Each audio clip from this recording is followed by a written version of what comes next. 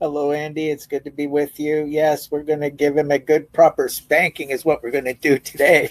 A good spanking. Yeah, it'd be nice to understand, for the listeners that don't always understand. And I want to give a big shout out to Patrick O'Carroll. I've been publishing his work on these very complex subjects, but he's very good at explaining. If you understand the Antichrist and all that, he's very good at this sort of stuff. And um, the Kardashians and the Israelis and all that stuff. Everything that you wake up and breathe. So Patrick O'Carroll, he's on many blogs. Just Google his name. He's on Freedom Talk Radio. He's on henrymako.com. He's all over the place.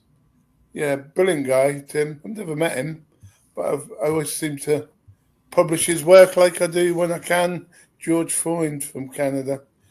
He's got some good up to date information that's worth publishing. Yeah, indeed. So I thank George for sharing this article with us. And I found it very enlightening and disturbing, this article by Patrick O'Carroll. Sanhedrin honors Trump as preparatory Antichrist. Now, you remember those old Roman coins? I'm sure you've all seen or heard of Roman coins that were minted with special observances in Roman history. Well, this one is a coin that the Grand Sanhedrin, if you don't know what the Grand Sanhedrin is, let me enlighten you. There it is. That's the coin. Thank you for showing it, Andy. The Grand Sanhedrin is the body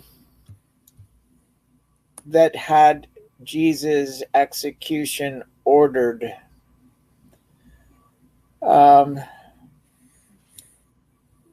They, I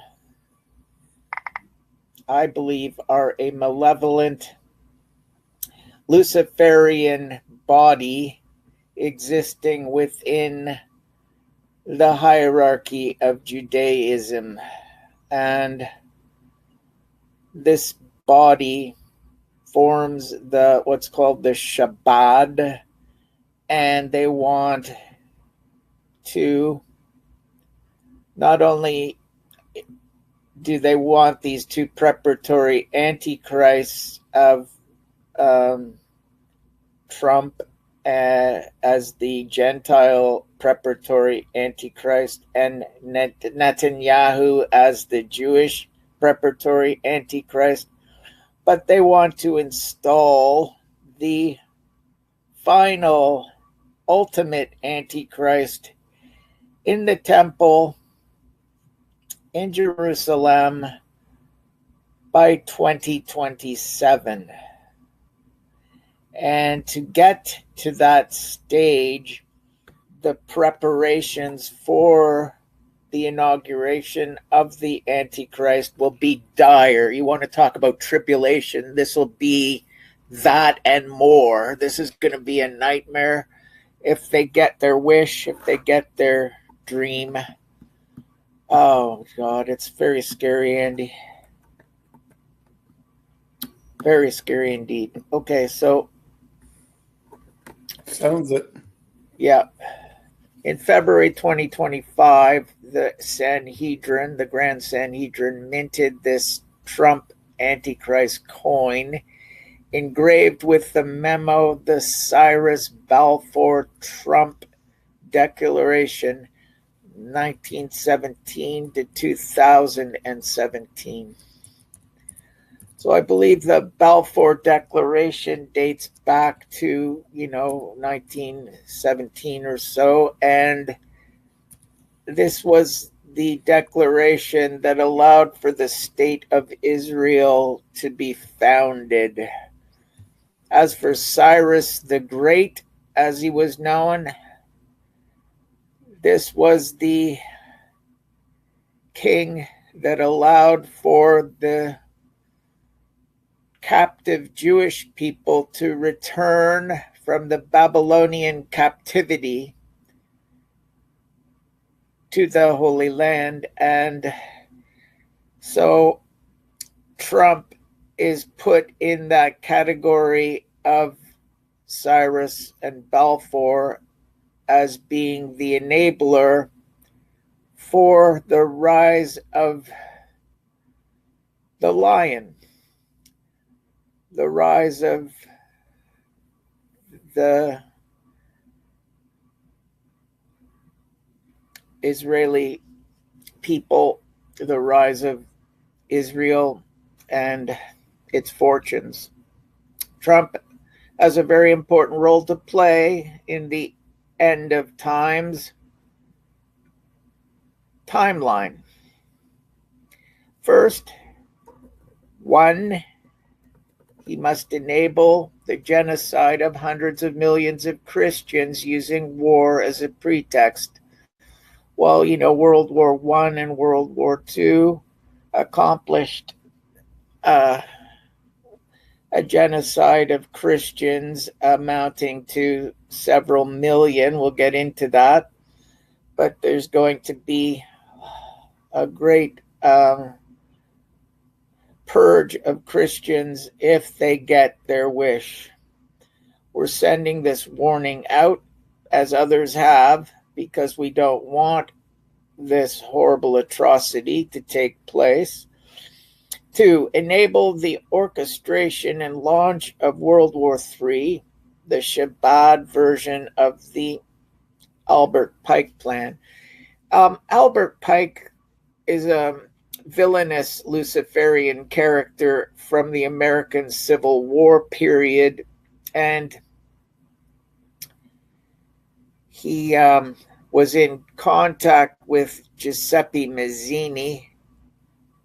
I think probably they were both associated with Grand Orient Freemasonry. The Grand Orient Secret Society was a specifically Luciferian secret society that was, I believe, originally founded by the Bavarian Illuminati. Anyway, Albert Pike was planning. In fact, he talked about the plan for World War I, World War II, and World War III, and he was planning World War III with Giuseppe Mazzini, who was the founder of the Italian Mafia, a Grand Orient Freemason. And they, two of them, were corresponding and planning World War III. I remember reading about that years ago. Albert Pike wrote Morals and Dogma. I have no idea why he chose that title, other than it's a perverse or perverted version of morality, which basically upsets morality and turns it upside down, so that he's endorsing everything evil. But we've seen that kind of twisted thinking before. And this is outlined by a very, very good presentation of the secret covenant that I shared with Andy. So I'm hoping he will share that with the listening audience and get that message out too. The secret covenant is really very, very disturbing. You should give that a listen if you get that link.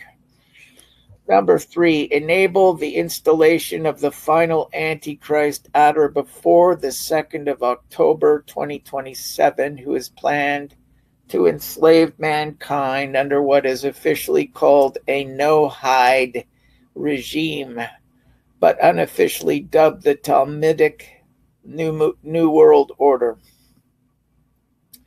Now, if you've never read the Talmud, presumably in translation, I don't think many people would be able to read it in the original, those that are Gentiles, at least.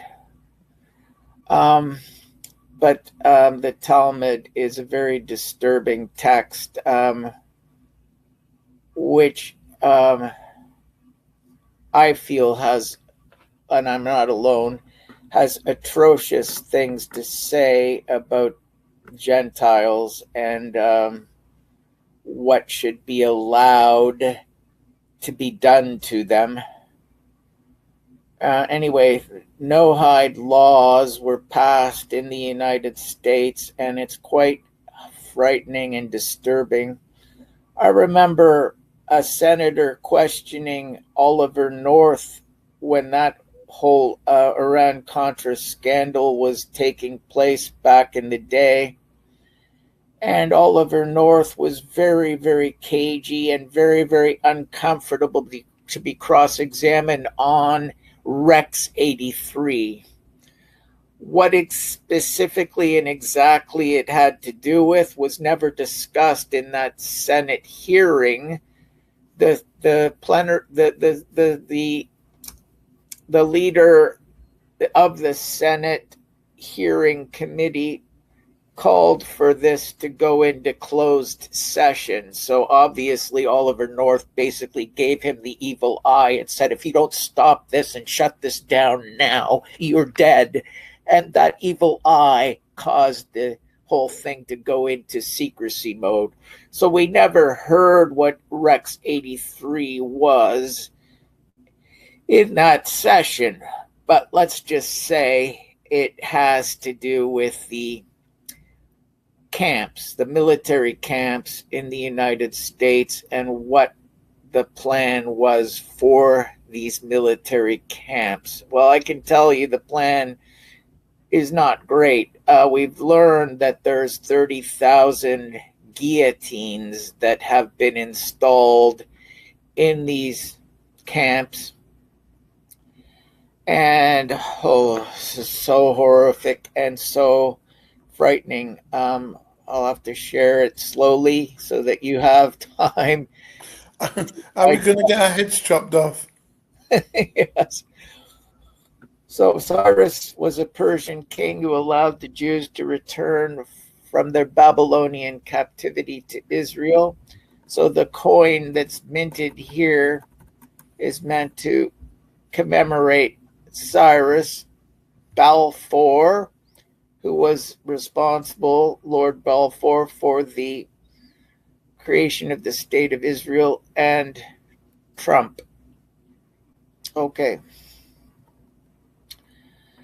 Trump not only allowed the Jewish people to act per their understanding and not only provided Israel with the weapons it needed, but he actively participated in the subterfuge preceding the attack and in the attack itself, it's been alleged. Oh. And this is all part of Israel's recent military campaign called Operation Rising Lion. Okay.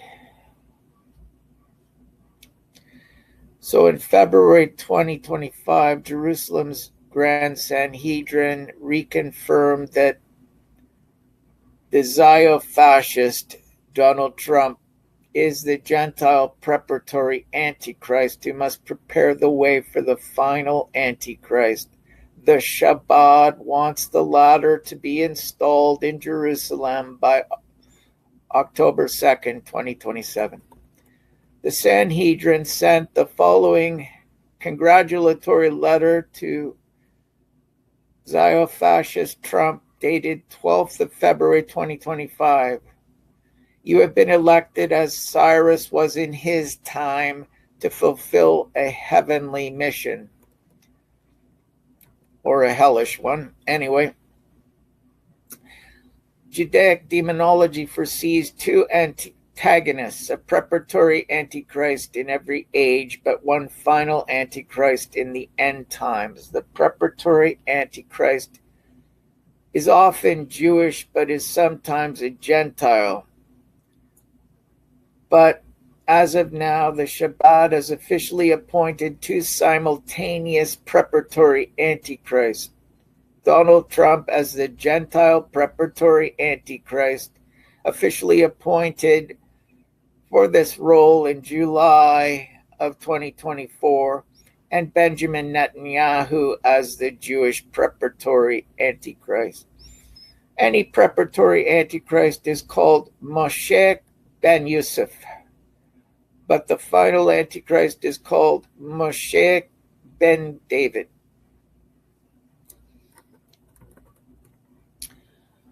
Okay, so the Shabbat Doomsday Cult is a Gnostic, dualistic, Luciferian doomsday cult that follows the traditions of Sabbatean Frankism.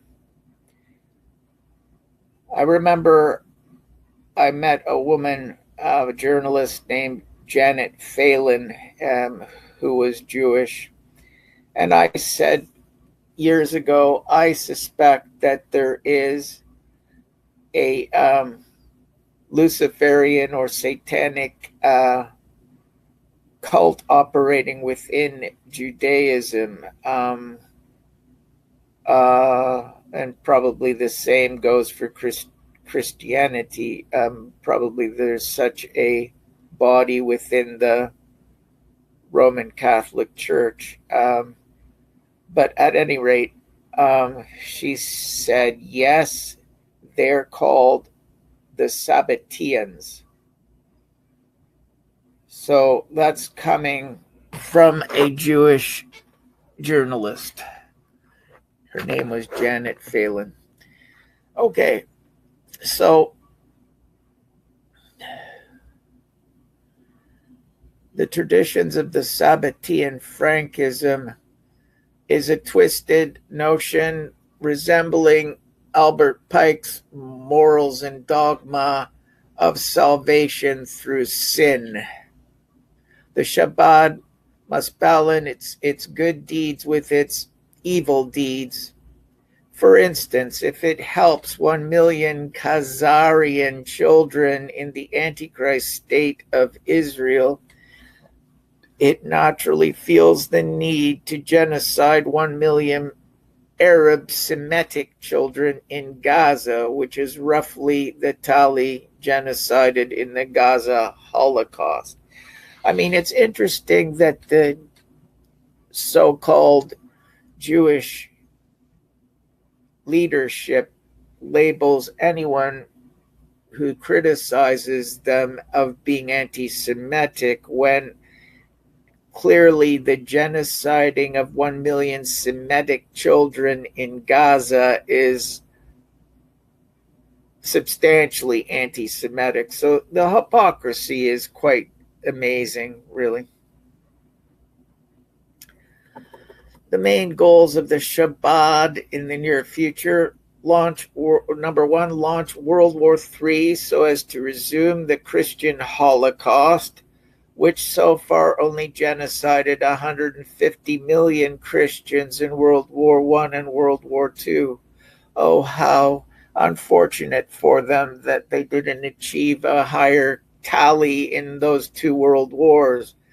But they'll aim to complete their job this time round. The holy rabbi, holy in inverted commas, please, Rabbi Menachem Mendel Schneerson, led the Shabbat in 1951 to 94 and helped to plan World War III until 1994. His grandfather was the, inverted commas, holy Rabbi Shalom Dovber Schneerson, who was the Shabbat leader in 1892 to 1920, who helped orchestrate World War I for the genocide of 60 million Christians. Oh, is that all?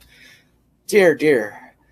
Okay, so finally, his father was the holy, inverted commas, Rabbi Yusuf Yitzhak Schneerson, who was the Shabbat leader in 1920 to 50, who helped to orchestrate World War II for the genocide of 85 million Christians. What's interesting about these rabbis is they all have long beards, just like the one worn by Karl Marx and Albert Pike. It's apparently this long beard is a sign or a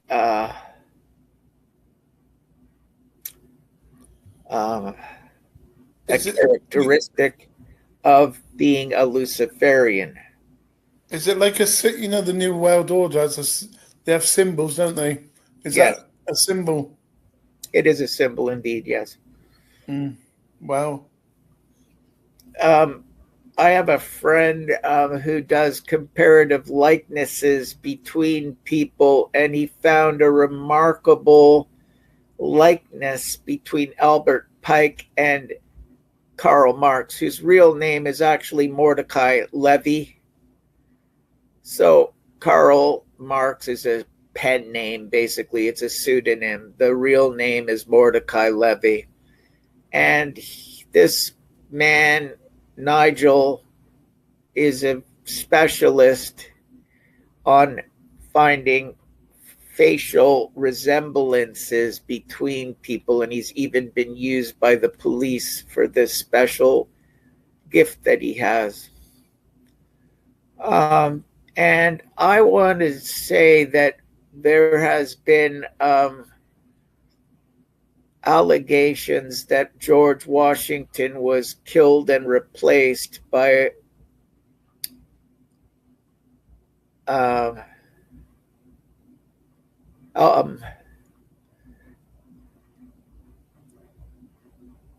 Weishaupt, who was the Jesuit priest that actually founded the Bavarian Illuminati, and they apparently were practically doppelganger lookalikes.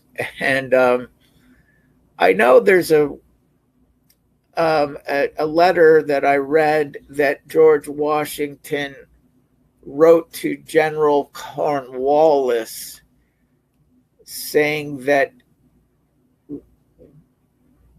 in 200 years, the United States would become a Judaic nation. Why would George Washington, a Christian, ever suggest such a thing? Was that actually Adam Weishaupt posing as George Washington? Anyway. Number 2, decapitate most U.S. Christians under the no-hide laws. By the way, the no-hide laws were brought into being through executive order under George Herbert Walker Bush, better known as George Bush Sr. Today, 30,000 guillotines are being stored on U.S. military bases to implement the no-hide laws, which were placed on U.S. law books back in 1991 by House Joint Resolution HJ Res 104 ENR. Under the no-hide laws, all U.S. Christians will be decapitated using these guillotines once martial law is declared for the USA, which has not yet been declared. So presumably under the Trump administration, there's going to be a declaration of martial law. What would happen as a national emergency that would justify the imposition of martial law? Well, wait and see. We'll have to be watching vigilantly. If each of these 30,000 guillotines were to genocide only 1,000 U.S. Christians per day, that would mean it would only take 8 days for the planned genocide of all 240 million U.S. Christians. Horrifying. Number 3, installed the Antichrist in 1994. The head of the Shabbat, the holy inverted commas, Rabbi Menachem Mendel Schneerson, stated that the Antichrist can only arrive if the Jews have first done their inverted commas holy duty by genociding most Christians. That can only mean that the Shabbat wants most Christians to be genocided by the 2nd of October 2027. Oh, God. Andy, any comment?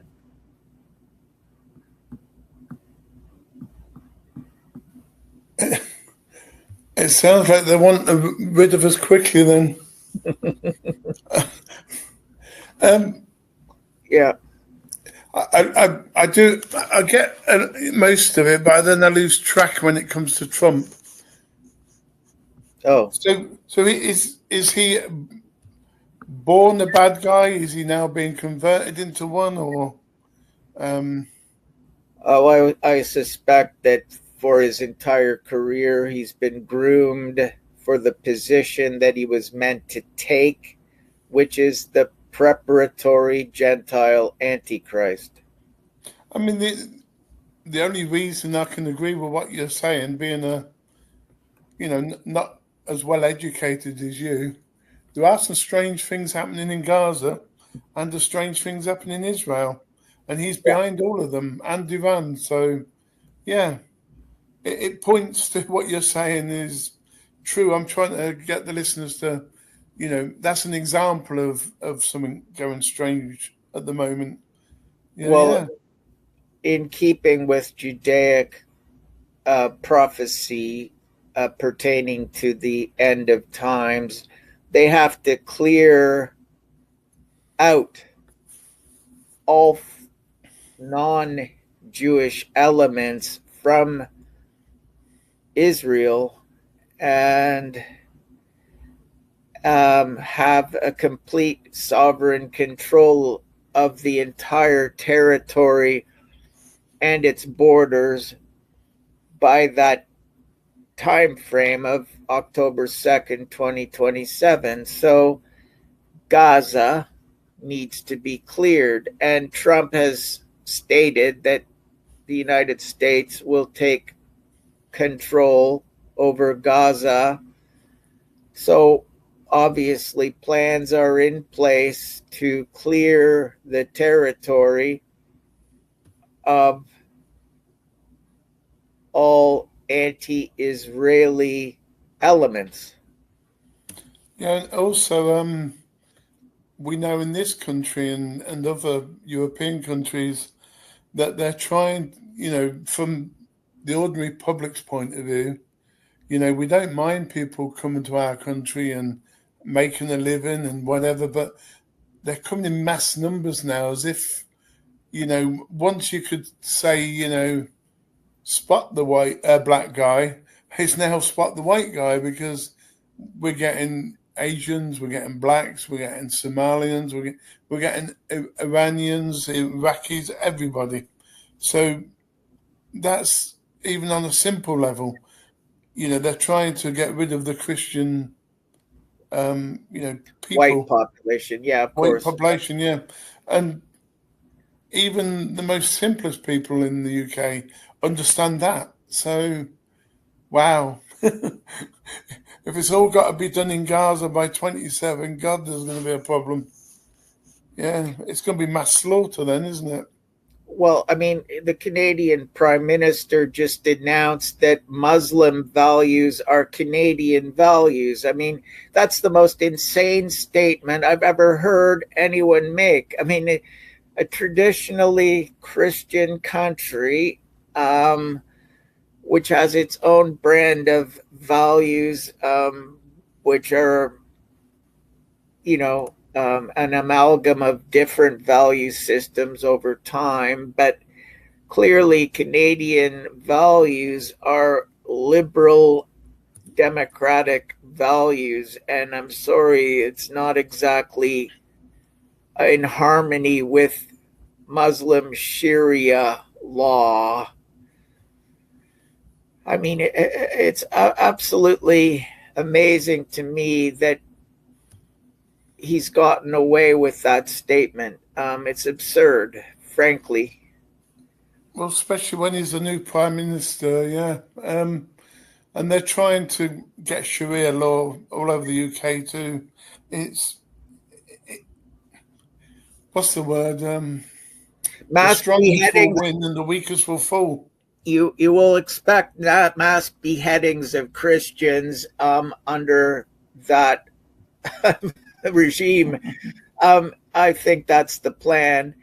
And whereas the no-hide laws are going to take care of business in the United States with mass beheadings being ordered through the no-hide laws. It's a scary time to be alive. Indeed.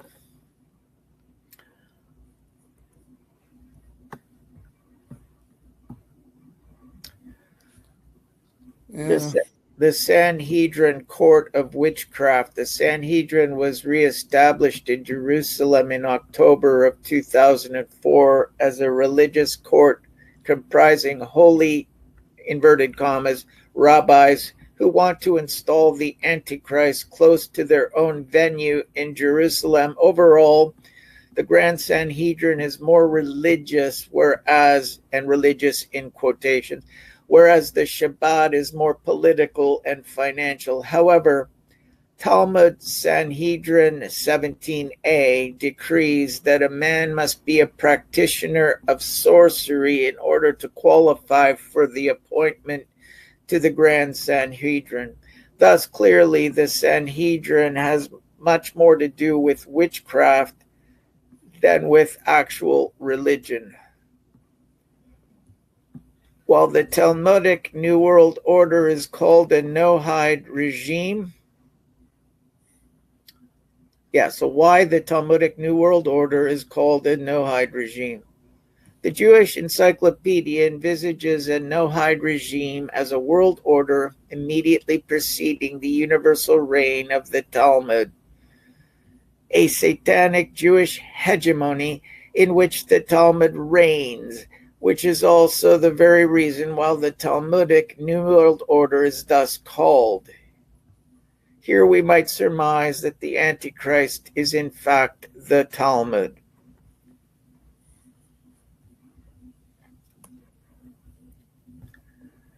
It reminds me of the Sikh religion where the Guru Granth is their actual holy book, the text, the Guru Granth. When I first heard the name Guru Granth, I was assuming I'd be entering the temple and bowing before some enlightened leader called their Guru Granth, but no, it's a book. Anyway, in Hilkot Melachim of the Mishneh Torah, the holy rabbi, inverted commas holy, Maimonides, ruled that a Jewish court must enforce obedience and pass judgment on Gentiles. Maimonides also decreed there that any non-Jewish nation not subject to our jurisdiction will be the target of a Jewish holy war. Well, think of nations that were in opposition to the state of Israel and what became of the leaders of those countries and what became of the countries themselves. Think back timeline-wise and consider that. Maybe consider Muammar Gaddafi in Libya. Maybe consider Saddam Hussein in Iraq. Maybe consider what became of Syria. On the 13th of July, 2024, the Shabbat staged the Butler PA ritual. This anointed Shabbat member and Zio-fascist Trump as the preparatory Antichrist who symbolically submitted to being a Shabbat slave in his new capacity as the Moshiach ben Yusuf. I know this is a lot to take in, folks, and I know it's insane, and yet it's couched in very formalistic terminology and seems also very legit. But you can see the criminality and the psychopathy behind all of this nonsense. Okay, so this Judaic ritual is mentioned in the Old Testament in Exodus chapter 21, verse 6. Then his master must take him before the judges. He shall take him to the door of the doorpost and pierce his ear with an awl. Then he will be his servant for life. And in Deuteronomy chapter 15, verse 17, then you shall take an awl and thrust it through his ear to the door, and he shall be your servant forever. And also elsewhere in the Old Testament, there is references to this. Well, when Trump was allegedly shot, the wound pierced his ear, according to the mainstream media's account of the event. But we weren't there, and we don't know how his ear became pierced in actual fact. But irregardless of how the ear became wounded, symbolically it corresponds with this perverse ritual of having the ear pierced and the slave basically posted to the doorpost by the ear. Insanity prevails, Andy. Unbelievable. It sure does. Now, I should mention that recently Trump called for the charges that have been made against Netanyahu to be dropped as a travesty and a massive miscarriage of justice from the preparatory Gentile Antichrist point of view. So clearly we've got the Gentile Antichrist, the preparatory Antichrist, protecting the Jewish preparatory Antichrist. What happens if the Antichrist departments, different sections of the Antichrist fall out? What if he pulls out? Decides not to do his job? I'm sure. Like one represents one group of people, the other one represents the other group of people. If they fall out and they're both pro-Antichrist, what happens? I suppose you could have a war between the Antichrists, eh? Well, anyway, the final Antichrist is supposed to have sworn allegiance from all the inhabitants of Israel as the one for which oneness, absolute oneness and unity is required. And for that matter, the whole world is supposed to submit and bow before the Antichrist, who will, blasphemy or not, declare himself God. Yeah, right. A God that stinks to high hell. I just don't know, man. It's just craziness. Yeah, another little bit on the religious side of it then. Yeah. So the Christians are praying to their God, the Muslims to their God, the Hindus to their God, and so on. Yes. If the Antichrist can get in the way of all that, is there really still some type of God? Or is it kind of an energy that is within you, and the more you're good to people, the more some magic thing gives you happiness back? Or is it really a creator still? Well, I mean, I've seen a video of a rabbi that was actually calling for the genocide of all idol worshiping people of the world, which includes Hindus because they worship idols. It includes Christians because we worship idols of Jesus in his on his crucifix. We worship idols of the Virgin Mary, the mother of Jesus. We have idols within the Christian religion. Let's be honest, we do. Um, so any religion that has idol worship is slated for genocide. Now the Muslims get off the hook here because they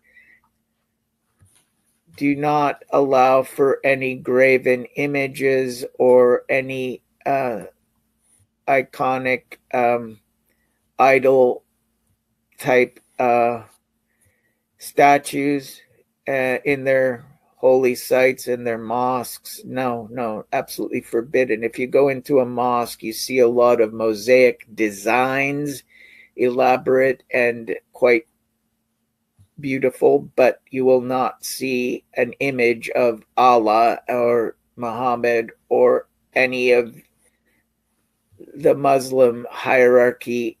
Nothing iconographic, no iconography, and no idols. Absolutely not. But if these insane rabbis get their wish, the Hindu people would be genocided for their idol worship, the Christians also for their idol worship, and uh, presumably Buddhists, because they have all kinds of statues of the Buddha at their holy sites and around about. So yeah, it's craziness, but there you go. Also in But in a February. way, Mhm. in a way that a lot of these religions do believe in the Armageddon, don't they? That we'll start again and get the good people back. Well, I mean, with the Hindu religion, you have the claim that we are in the age of Kali, which is the last, most degenerate age, and it will end up degenerating until it reaches a, a state of degradation beyond which no possible redemption could be achieved. And at that point, I believe they say that Shiva, Lord Shiva, the destroyer of worlds, will destroy the world, whatever exactly that means, and the whole cycle of the yugas will begin again all over with Tetra Yuga, which was the first of the ages in the Hindu religion. Tetra Yuga was the golden age, so presumably we would return to some kind of golden age if any of it is actually true. It's just I don't know, mythology. If you look at it from another perspective. Anyway, So whatever. is Yes, it, I've got another question. yes. It's just flowing now.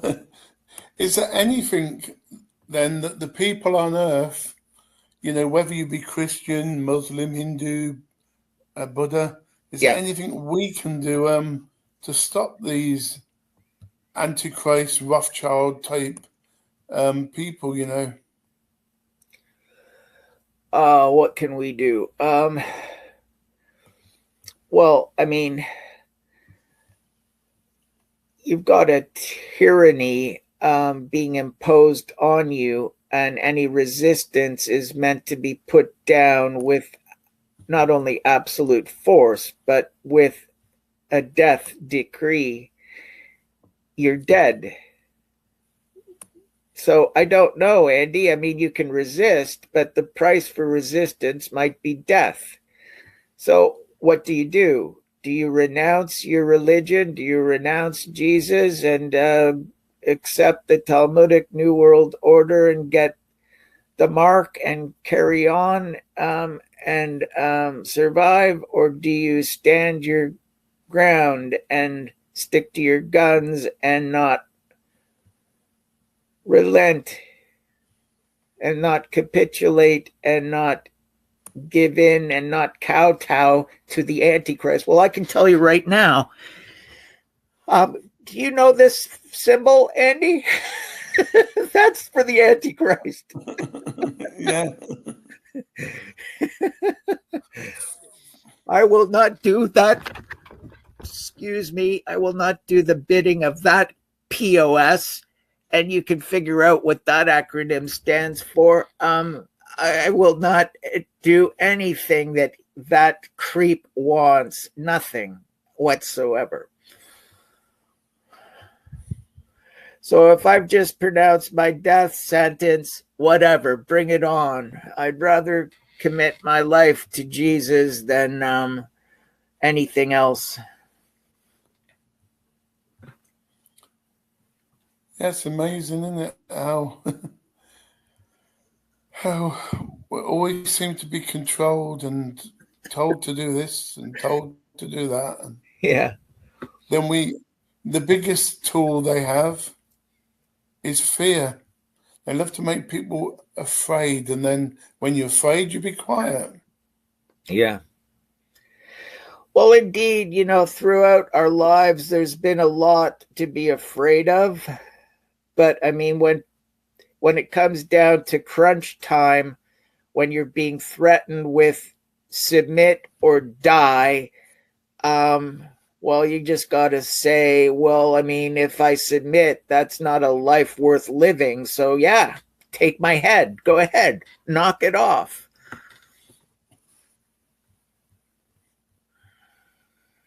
Absolutely. Yeah. As William Wallace said, freedom at the top of his lungs when they were torturing the poor soul to death. Or as an American patriot once said, give me liberty or give me death. Absolutely. Because a man who is not free and does not exercise his free will is not living. It's a living death is what it is. Okay, Trump's Gaza plan is the final task before Messiah, inverted commas, Messiah, Antichrist. Okay, also in February 2025, the holy, inverted commas, Rabbi Yekutiel Fish of Jerusalem, who has a very fishy smell, author of the blog Sod Hashashemal. You know what? Sod that blog. Praised Trump's plan for Gaza genocide, but said it was part of the greater Israel project. Oh, goodness. Okay, so Fish said, everyone is focused on Gaza, but that is only one part of the end of days agenda, which has the Jews living in Israel's prophesied borders. The Torah explicitly includes Gaza. What Trump is doing is cleaning out Gaza of all the haters of the Antichrist state of Israel. They cannot be in Israel after the Messiah comes. Messiah, inverted commas. It just is their name for the Antichrist. He's no Messiah, certainly no Savior. He's an absolute tyrant nightmare. After the Messiah, the only people who can be in the biblical borders of Israel are those who believe he is one and his name is one. Okay, well, that's what I say to the Antichrist. You're one, all right? There's the one, my one figure to your oneness. This will include Gaza, half of Lebanon, and much of Jordan. Oh, God. Good Lord, Andy. Save us. Well, they can always come on the show and talk about it if they want. I suppose. Ah. Yeah, it's a long subject, this one, and people, they've got limited time to listen to everything. That's why we do like these hour snippets so people can understand. But yeah, Patrick O'Carroll's blogs and George Foyne, they're a good pair of decent bloggers, and of course your website, Shakespeare's. Hang on, I'm even going to forget it already. Shakespeare Codex. Shakespeare'sCodex.com. Yeah. Yeah. Andy did the videos on there, and he did a great deal of work and effort putting that website together. So God bless him. It's not the first time he's done it, but I'll tell you one thing. It's the best work he's done for me, and all the time we've been friends, and that's a long time. It's a stunning piece of work. Great website. Very, very proud of it. Very happy with it. Thank you very much, Andy. You've obviously got a professional version of that, which is now coming up. Yeah, Shakespeare's Codex is a book I plan to publish in due course, and it should come out this year, I'm hoping. That's on your friend's website as well. So, yeah, the more we can promote you, the better. And there's a lady coming on in 2 weeks' time. Oh, yes? If anybody's interested in publishing a book and getting it sold and making some money, she has the answers. Is that right? And you're going to tell her your story about publishing problems, and she might give you some tips. But she's also good at other stuff, which we're both interested in. Her name is Sarah Hathaway. Hathaway. Sarah Hathaway. That's kind of what's that word? It's a fitting name because Anne Hathaway was the wife of Will Shakespeare from Stratford. Now, most people think of him as the author of the Shakespeare plays and works, but no, in fact, he was not. He was the front man. He just took the role of the author as an acting job. He was a professional actor, I'll give him that, and a good one, a good comedian. But he's made fun of and lampooned in the plays as Sir John Falstaff, which basically means the false spear, the false Shakespeare. Yeah, she's got a blog. I'll see if I can put it up for you. It's so she's author of the Changing Earth series. It's a series of stories and books about the changing Earth, and she's author Sarah Hathaway.com, and I'll see if I can bring it up. The Changing Earth series by Sarah F. Hathaway. And she trusts Amazon and YouTube. So we have to find out what her secret is. She's also got a podcast. She's done a book called Day After Disaster, The Bitter End, about the post-apocalyptic world, battling nature's fury and societal collapse to protect the family and so on. Yeah. Actually, she might be just what we need. Well, it doesn't hurt. Doesn't hurt. Always good to hear what other people. If people want to listen to this show again, it's always on. I've sent Tim the link. It's always on Freedom Talk Radio live shows. So whether it's a live show or one afterwards,